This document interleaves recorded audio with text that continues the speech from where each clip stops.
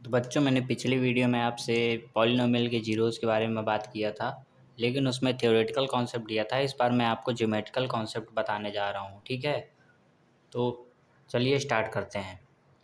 मान लीजिए मैं एक पॉलिनोमियल लेता हूँ, पॉलिनोमियल पी एक्स 2x+3, ठीक। अब हम क्या करेंगे ना, ये जो पी एक्स है इसको मैं बार बार पी एक्स नहीं लिखूँगा क्योंकि बहुत कठिन हो जाता है, तो मैं इसको y लिख दूँगा 2x+3, ठीक।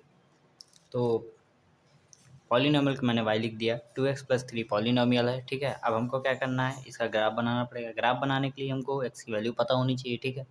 वो निकालने के लिए हम क्या करेंगे, हम एक रेक्टेंगल बॉक्स बनाएंगे, ठीक। उसमें से उसको दो पार्ट में डिवाइड कर देंगे, ठीक। अब हम कुछ ऐसी नंबर सोचेंगे जिसको इस पे रखने पर एक इंटीजर आए, ठीक है। तो चलो मैं कुछ सोचता हूँ, मान लो मैंने -2 रखा, ठीक। -2 रखा तो 2 2 जब 4 -4 हो जाएगा, -4 में 3 गया, -1 बचेगा, ठीक। ऐसे मैंने +2 रख दिया, ठीक। 2 2 जब 4 4 3 7 हो गया, ठीक है। जीरो भी आप रख सकते थे, ठीक है, लेकिन मैंने जीरो के पहले और जीरो के बाद की नंबर इसलिए चुनी क्योंकि एक हमको ऐसा ग्राफ मिले जिससे फोर चारों कोऑर्डिनेट पे आए, ठीक। चलो मैं इसका ग्राफ बनाता हूँ, ठीक है। मान लीजिए कि ये हमारी वाई एक्सिस है, ये हमारी एक्स एक्सिस है, ठीक। एक्स एक्सिस में 0 1 2 -1 -2, ठीक है।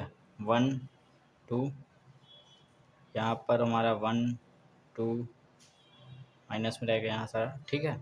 यहाँ पे हमारा 7 तक जाएगा, 3 4 5 6 7, ठीक। यहाँ पे अगर आप देखेंगे तो -1 -2 -1 -2 कहीं यहाँ होगा, ठीक।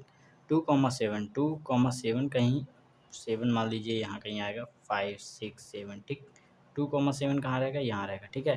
अगर मैं इन दोनों को ज्वाइन करूँ, ये एक लाइन क्या गई, ये लाइन गई, ठीक है। ये लाइन कहाँ कटेगी, यहाँ, ठीक।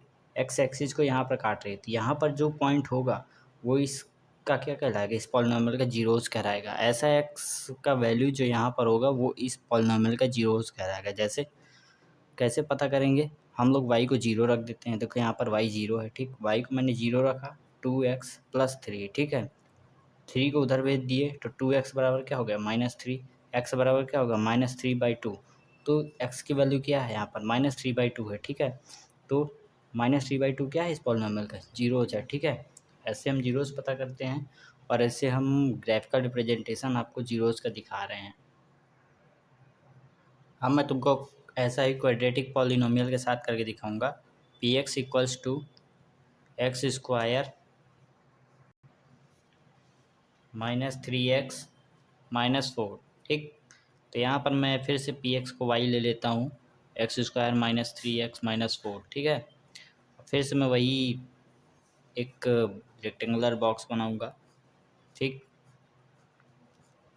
एक्स वाई, इसमें क्या करूँगा, मैं बहुत सारी वैल्यू लूँगा क्योंकि यहाँ पर एक क्वाड्रेटिक पॉलिनोमियल है, ठीक। तो यहाँ पर कर्व बनेगा, ठीक। यहाँ पर मैं क्या लेता हूँ, -1 रख देता हूँ, ठीक। -1 का स्क्वायर 1 हो गया, ठीक है। और ये प्लस का 3 हो जाएगा, 3 -4 माइनस का 1 बचेगा, -1 + 1 0 हो गया, ठीक। अब मैं क्या रखता हूँ, 0 रख देता हूँ, 0 0 0 हो गया, एक क्या आ गया, -4 आ गया, ठीक है। अब मैं 1 रखता हूँ, 1 रखेंगे तो क्या होगा, 1 स्क्वायर -3 -4, 4 3 7 में 1 गया, -6 बचेगा। 2 रखते हैं, 2 2 जा 4, यहाँ पर 4 आ गया, 4 से 4 कैंसिल, 3 2 जा 6, -6 आ गया, ठीक। अब क्या करेंगे, अब यहाँ पर मैं 3 रख देता हूँ, ठीक। 3 3 जा 9 और 3 3 जा 9, 9 कैंसिल, -4 बचेगा। 4 रख देते हैं, 4 4 जा 16, तो 4 4 जा 16 हो गया, यहाँ पर 4 3 जा 12 हो गया, 16 में 12 गया, 4 बचेगा, 4 में 4 गया, 0 बचेगा, ठीक है। यहाँ पर 2 बार 0 आया, ठीक। मतलब कि वाई एक्सिस पर 0 आ रहा है, मतलब वाई एक्सिस 0 हो रहा है तो एक्स एक्सिस की वजह से 0 हो रहा है, तो ये दोनों क्या कहलाएंगे, इस पॉलिनोमियल के जीरोज कहलाएंगे। चलो मैं ग्राफ में बना के दिखाता हूँ, ठीक है। ग्राफ बनाने का एक सिंपल सा तरीका बताता हूँ। ये हमने एक्स एक्सिस और वाई एक्सिस खींच दी, ठीक है। अब एक्स एक्सिस में देखिए सबसे छोटी नंबर कौन सी है, -1 है, ठीक। तो -1 तक ही आपको लिखना है, उसके पीछे लिखना हो तो लिखिए, नहीं लिखना हो तो नहीं लिखिए, ठीक है।